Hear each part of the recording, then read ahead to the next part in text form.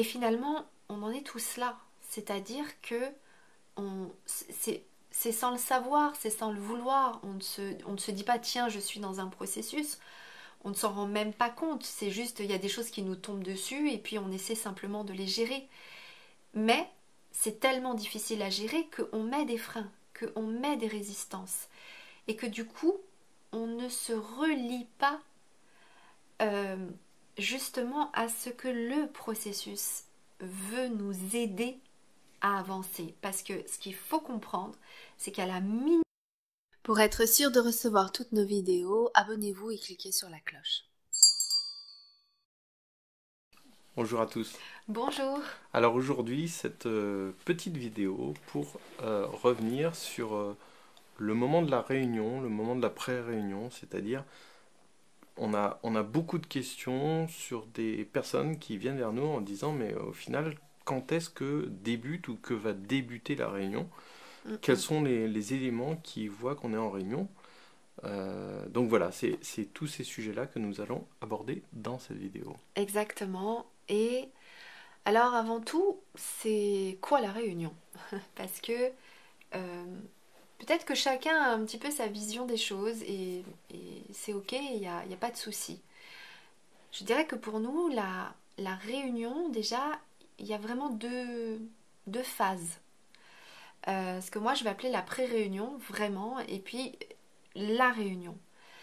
La pré-réunion, pour moi, pour nous, c'est vraiment cette étape où tout ce qui ne va pas est mis sur la table. Je vais l'expliquer tout ça. Toutes les choses qu'il y a à guérir, tout ce qu'il y a à travailler, tout ce qu'il y a à dépasser. Exactement. Ce qu'il faut comprendre par rapport à cette étape, et pour savoir du coup si on est vraiment dans cette phase-là, c'est que elle n'est pas à regarder dans est-ce que je suis en contact avec lui, est-ce que ça commence vraiment si physiquement on est là tout le temps ensemble. Est-ce qu'on est en couple? Est-ce qu'on est pas Exactement. chacun de son côté marié ou avec d'autres? Non, c'est pas là que ça se joue. La pré-réunion, ça peut être avec des couples qui sont déjà en couple, chacun de leur côté, voire l'un d'un côté.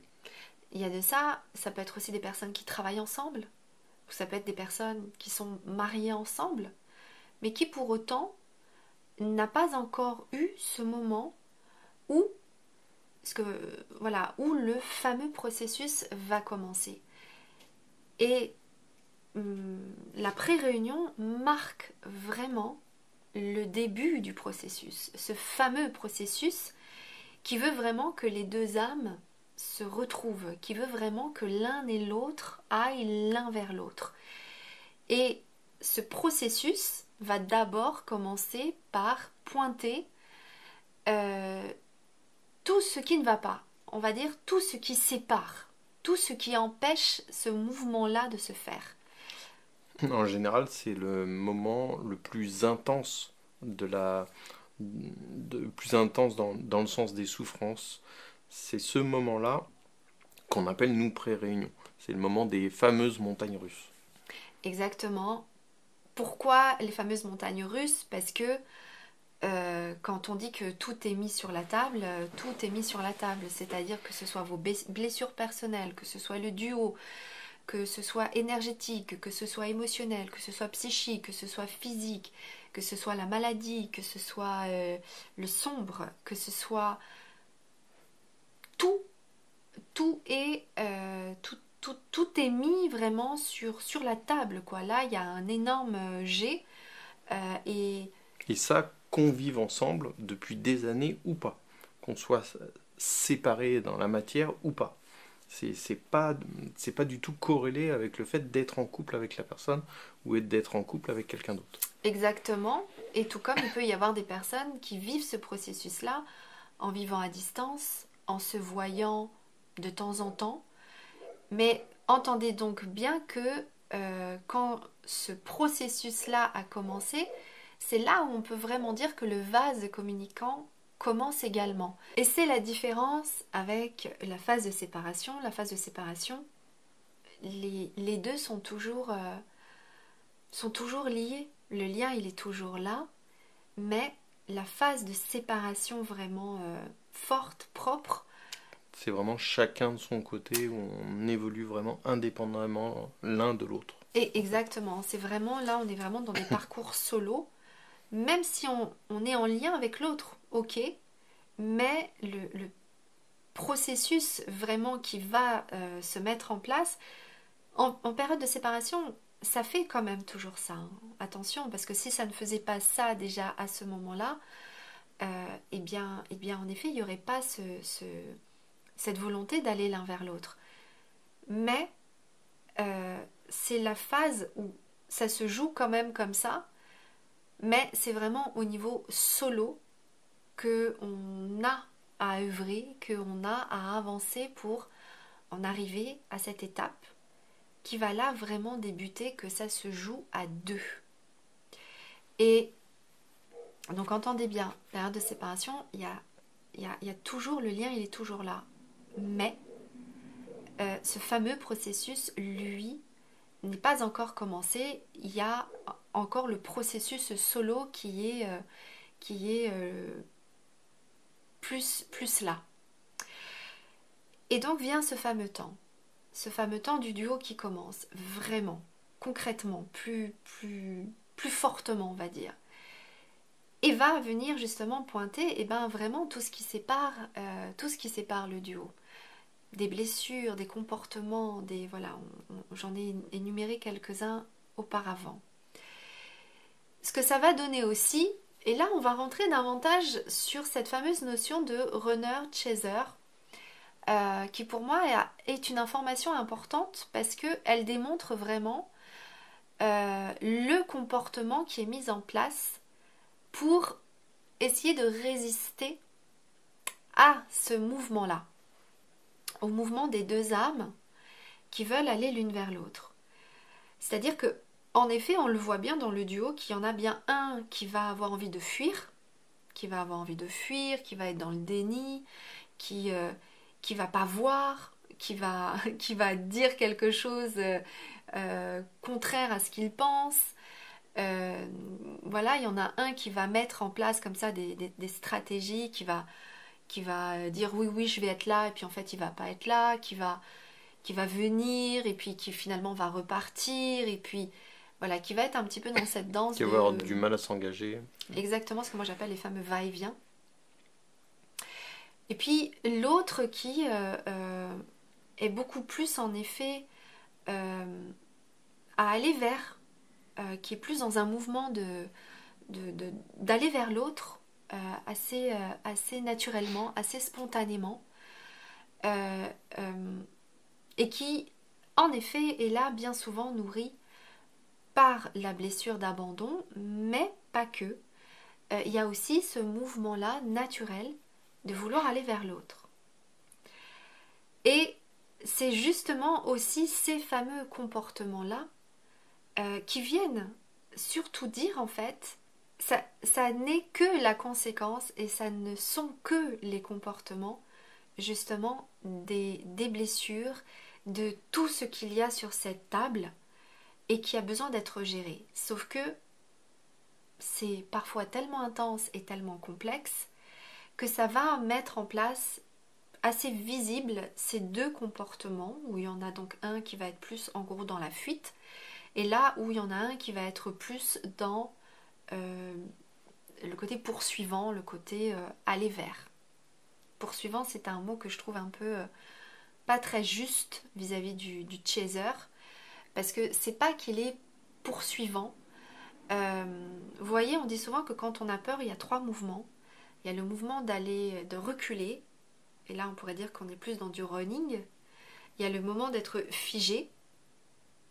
Là, ça pourrait être aussi un peu running et un peu chaser. Et puis il y a le mouvement d'aller vers. Et le chaser, alors c'est pas par rapport à de la peur, non. Mais le chaser, il a plus ce mouvement-là, en effet, bien souvent, d'aller vers ce qu'il souhaite, mais d'aller aussi vers ce qui l'attire. Et puis oui, vu qu'il y a du challenge et de la peur, d'aller se confronter aussi à ce qui est là. Donc, entre les comportements qui démontrent comment on gère cette fameuse table-là avec tout ce qu'il y a dedans, et le comportement de l'élan et de comment on ressent le lien, eh bien voilà, on bascule dans comment on va vivre tout ça. Et c'est finalement les deux choses qui se vivent en même temps, c'est-à-dire que, ok, bon ben, du coup, on est pris dans le processus et il y a des choses à vivre et on les traverse tant bien que mal et on avance plus ou moins à deux. Et puis, il y a ces fameux endroits où eh bien, je mets en place ces comportements-là qui sont également en fait aussi à dépasser. Donc, cette fameuse de pré-réunion, on sait vraiment quand elle commence, déjà quand il y a quand même du deux, quand il y a des choses que l'autre va amener d'une façon ou d'une autre et qui vont avoir besoin d'avoir une réponse à deux. Et du coup, de plus en plus. On le sait aussi, bah oui, quand c'est challengeant, quand il y a en effet pas mal de sujets qui se présentent dans le duo. On le sait du coup aussi au regard de ces fameux comportements qui sont là. Voilà, où on voit bien qu'il y en a, pour un en gros c'est plus facile d'être présent, puis il y en a un pour qui c'est plus tangant. On le sait aussi parce que vient à ce moment-là aussi une plus grande ouverture de soi et bien souvent une plus grande ouverture spirituelle à soi-même, avec des dons, avec des talents qui se manifestent, qui étaient peut-être latents jusque-là mais qui là prennent plus d'envergure. Avec une reliance aussi à plus grand que soi, très, très souvent à ce moment-là. Exactement, avec donc des manifestations extérieures plus significatives, plus présentes. Et là, on voit bien que on est dans cette fameuse phase, dans ce fameux processus du duo qui est en train d'aller l'un vers l'autre. Et donc, ce qu'il faut bien comprendre, c'est que cette phase-là, quand elle est là, elle est vraiment propre à chacun.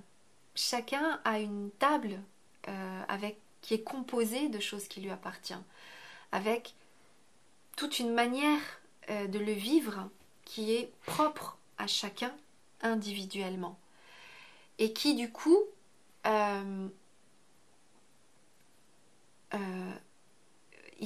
c'est une phase vraiment où émotionnellement, psychiquement est très intense.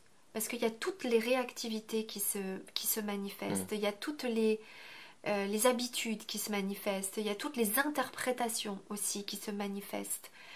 Moi j'ai un exemple concret par rapport à ça. J'avais une cliente qui était très en colère contre son autre. Ils sont en relation. Ils vivent pas du tout ensemble, mais ils se rapprochent de plus en plus. Et elle est très en colère contre lui. Alors je me souviens plus trop du SMS, mais elle l'interprétait. Donc elle était en colère contre lui. Je crois qu'il devait se voir. Finalement, il n'était pas venu, donc il était en colère, mais il lui avait envoyé un message. Où à la fin, en gros, il lui disait « Tu peux me rejoindre dès que possible et quand tu veux ». Et en fait, elle était tellement dans sa déception qu'elle ne le voyait pas. Elle n'a pas vu la fin du message. Elle n'a pas vu la fin du message. Et c'est quand elle me l'a lu. Alors déjà, moi, je trouvais que le message était plutôt positif. Mais elle ne le voyait toujours pas. Et puis quand aux deux dernières phrases, bon, c'était marqué vraiment quelque chose comme rejoins-moi quand tu veux, etc. elle l'avait même pas lu, quoi. Elle avait même pas tilté dessus. Et même moi, quand je lui disais, ça tiltait toujours pas, quoi. Donc tout ça pour vous dire que c'est tellement émotionnellement intense et on est pris dans ces travers et on est pris voilà, dans ce qui se passe à l'intérieur qu'on a du mal à être au clair, qu'on a du mal à être objectif, qu'on a du mal à être posé pour vraiment bien maîtriser le processus. Alors, au vu de tout ça, quelle est la conduite à tenir? Qu'est-ce qu'il faut faire pour arriver à sortir de ce, j'ai envie de dire, de ce labyrinthe ou de cette spirale infernale où au final on est en train de perdre complètement la maîtrise de ce qui nous arrive, du lien, et voire même rentrer dans le cas que tu viens de dire, enfin, on peut rentrer dans des conflits importants et au lieu d'avancer, de reculer. Donc comment faire pour pouvoir sortir un petit peu de tout ça et revenir à des choses plus posées et puis d'avoir des actions justes, alors comme on le disait dans d'autres vidéos, sans forcément avoir des actions pour obtenir, mais en tout cas des actions euh, pour rester en alignement avec soi-même, en alignement avec son lien. Alors pour moi, il y a vraiment quelque chose, c'est d'être avec le processus. C'est-à-dire d'accepter qu'on est dans ce processus. Je vous donne un exemple. Moi, j'ai une cliente qui vit le processus totalement en 5D. Alors, on pourrait se dire d'accord, mais est-ce que c'est bien vrai? Est-ce que c'est bien réel? Est-ce que c'est pas juste quelque chose de fantasmé? Peut-être, c'est une supposition. Mais toujours est-il que, au regard des rêves qu'elle fait, au regard de toutes les synchronicités qu'elle a, au regard de ce qu'elle vit, de ce qu'elle ressent, eh bien, elle vit véritablement le processus. Elle vit ces étapes où elle a des informations, où elle a des choses à transformer, où il y a des choses qui lui viennent. Et si elle rentrait vraiment dans quelque chose voilà, je suis folle ou je vais essayer d'arrêter tout ça, eh bien, il y aurait de la résistance au processus. Et finalement, on en est tous là. C'est-à-dire que c'est sans le savoir, c'est sans le vouloir. On ne se dit pas, tiens, je suis dans un processus. On ne s'en rend même pas compte. C'est juste, il y a des choses qui nous tombent dessus et puis on essaie simplement de les gérer. Mais c'est tellement difficile à gérer qu'on met des freins, qu'on met des résistances. Et que du coup, on ne se relie pas justement à ce que le processus veut nous aider à avancer. Parce que ce qu'il faut comprendre, c'est qu'à la minute où le processus vraiment est enclenché, c'est que clairement, le processus veut avancer. C'est-à-dire que ce que vous voulez, ce que lui veut, ce que chacun veut, c'est une chose, bien évidemment, il y a le libre arbitre, c'est très clair. Mais il y a aussi cette intelligence qui, elle, apparemment a déjà fait son libre arbitre, a déjà fait son choix et veut se réunir, voilà, le mouvement c'est faire ça, quoi, veut se réunir, veut s'unifier. Et ça alors c'est du cas par cas, c'est chacun, mais pour donner une réponse comme ça assez globale et assez générale, je dirais que c'est d'accepter la manière dont le processus se manifeste pour vous. Et puis, pour aller dans ce sens-là, eh bien, c'est peut-être aussi important de comprendre le processus, de comprendre de quoi il est composé, de comprendre comment ça fonctionne, de comprendre comment ça fonctionne pour vous. Et surtout par rapport au propre chemin, à votre propre chemin. Exactement.